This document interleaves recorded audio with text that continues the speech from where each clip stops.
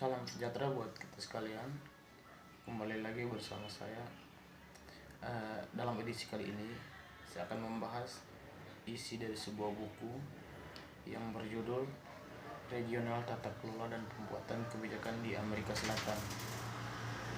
Pembahasan buku ini merupakan tugas dari salah satu mata kuliah di jurusan Sosiologi semester 7, yaitu mata kuliah Perencanaan Kebijakan Sosial. Sebelum lebih lanjut saya membahas isi dari buku ini, saya akan memperkenalkan identitas diri saya. Nama lengkap saya Thomas Mauritius Cho. Nomor induk mahasiswa saya 162303035. Saya di kelas B reguler sore. Oke, kita langsung saja masuk dalam pembahasan buku yang keempat ini. Penulis dalam buku ini mengemukakan bahwa pemerintahan daerah dipahami sebagai sebuah lembaga bentuk nasional yang perlu memberikan ruang bagi pembuat kebijakan untuk berinteraksi mandiri dan dalam proses aksi kolektif untuk mengembangkan secara bersama, yaitu perspektif regional. Perspektif regional ini didasarkan pada pengalaman bersama dan tantangan bersama. Menjadikan wilayah yang paling timpang di dunia, para pembuat kebijakan Amerika Selatan khususnya di bidang kebijakan sosial sadar akan pentingnya pekerjaan bersama ini. Pembangunan masyarakat di daerah dengan kebijakan bagi mereka adalah persyaratan untuk pembangunan yang berkelanjutan dan jangka panjang. Secara pragmatis, para pendiri serikat menekankan kebutuhan pembangunan sosial dan manusia dengan kesetaraan dan inklusi, memberantas kemiskinan dan mengatasi ketimpangan di daerah. Untuk mengkonseptualisasikan mekanisme yang menentukan daerah pembuatan kebijakan publik, penulis dalam buku ini mengemukakan dan menerapkan model analitis pembuatan kebijakan publik regional. Kita lanjut. Studi kebijakan dan publik regional pembuatan kebijakan. Di tingkat global, ada sebuah teori utama berusaha mengejar ketinggalan dalam perkembangan baru dan berusaha menjelaskan kebijakan publik global.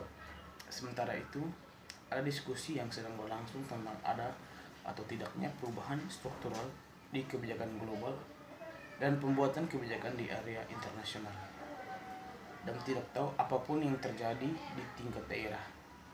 Oleh karena itu, berguna untuk membedakan tingkat analisis dengan mengkonseptualisasikan tingkat regional sebagai meso tingkat itu mencakup karakteristik tingkat nasional dan global.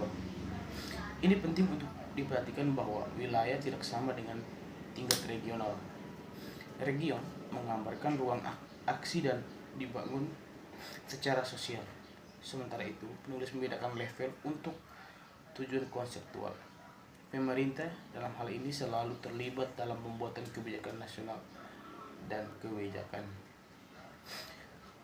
Koordinasi kebijakan dengan demikian adalah koordinasi formal dan informal antar kementerian birokrasi. Interaksi ini menyiratkan sistem kepercayaan dan rasionalitas bersama.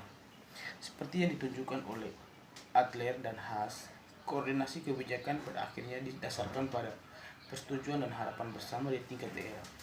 Koordinasi kebijakan kemungkinan besar untuk mendukung aksi proyek jaringan. Secara umum, kegiatan transnasional membuat pemerintah kebijakan mental secara sensitif satu sama lain. Pembuatan kebijakan harus dipertimbangkan struktur politik orang lain ketika merancang kebijakan mereka itu sendiri. Konsekuensinya adalah koordinasi regulasi yang akhirnya mengarah pada harmonisasi kebijakan. Melalui koordinasi regulasi, kepatuhan terhadap aturan dan perbuatan menjadi lebih alami. Pelatihan teknis dan pembuatan dan kapasitas berguna bangunan serta penyediaan informasi mengarah pada adaptasi struktur dan administrasi di daerah. Dalam kasus regionalisme Amerika Selatan, menarik untuk mengamati berapa banyak kementerian yang baru telah dibuat hampir secara paralel.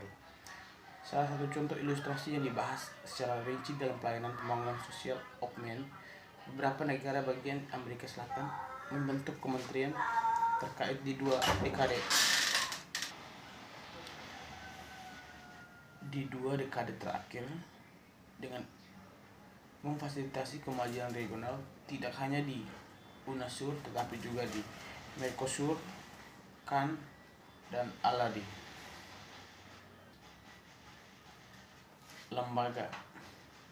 Lembaga adalah konstruksi sosial dan karenanya bergantung pada interaksi sosial. Lembaga dapat memiliki efek bahwa koalisi potensial anggota bersama-sama yang berminat dan memberi kesempatan untuk membentuk koalisi de facto melalui kontak pribadi. Koalisi ini adalah dasar pembuatan kebijakan publik di daerah dengan membangun hubungan konstan antara pembuat kebijakan, organisasi sosial secara substansional berkontribusi pada munculnya kebijakan publik, bahkan tanpa memiliki struktur permanen atau lembaga yang supranasional. Cara masuk organisasi internasional yang mana dilembagakan menentukan penciptaan koordinasi kebijakan di lembaganya serta pemerintahan.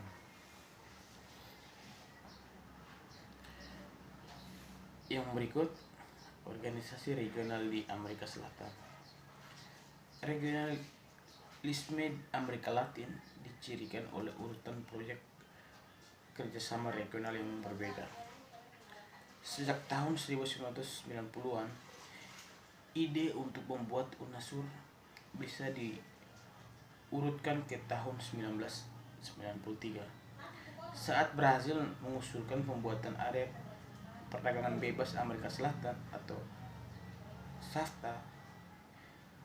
Sejak pemerintahan Brazil mengadopsi opsi karena menentang proyek yang berorientasi ekonomi itu mengubah arahnya, dimulai dengan Cumbre Sudamerican pemerintah pertama pada tahun 2000 di ibu kota Brazil, itu Brasilia. Pemerintahan Cardoso memulai sebuah gerakan. Dalam konteks ini ada 3 hal penting yang terjadi. Yang pertama, masuknya Guyana dan Suriname ke kerjasama regional Amerika Selatan yang dimulai. Kedua, IIRSA dibuat. Dan yang ketiga, konferensi Mercure dan CAN dipromosikan. Proyek baru Amerika Selatan sama sekali tidak dianggap kontradiktif dengan yang sudah ada, karena mereka semua mengikuti logika yang sama dengan regionalisme terbuka. Oke, kita lanjut. Kohesi kelompok Dewan Sains menderita beberapa faktor. Pertama, ada pengalaman kelembagaan yang berbeda, yang mana pembuatan kebijakan dibuat secara administratif nasional mereka. Hal ini mengarah pada sesuatu yang oleh pembuat kebijakan dianggap sebagai penggunaan bahasa yang berbeda. Pengukuran faktor kerjasama di bidang ilmu dan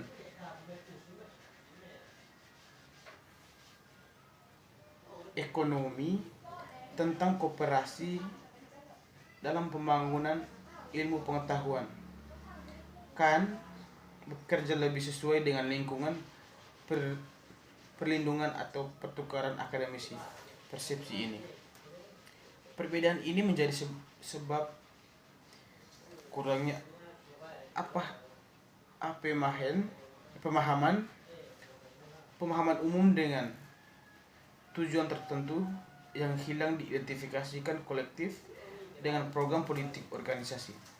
Masalah dalam mendefinisikan ruang lingkup pekerjaan yang menimbulkan kesulitan dalam membedakan antara masalah teknis dan politik Beberapa pembuat kebijakan melaporkan bahwa staf teknik seringkali tidak mau memberikan pendapat tentang perbedaan masalah karena tampak terlalu politis. Bahkan pada akhirnya Dewan Sains tidak dapat menentukan definisi yang tidak dapat jelas organisasi yang mereka miliki. Sebagai perwakilan Argentina menekankan, ini seperti campuran antara prestasi proyek dan pemikiran politik yang strategis. Beberapa aspek membawa kasus sains menunjukkan bahwa konteks kelembagaan yang memfasilitasi proses kebijakan yang mendukung proses kelompok.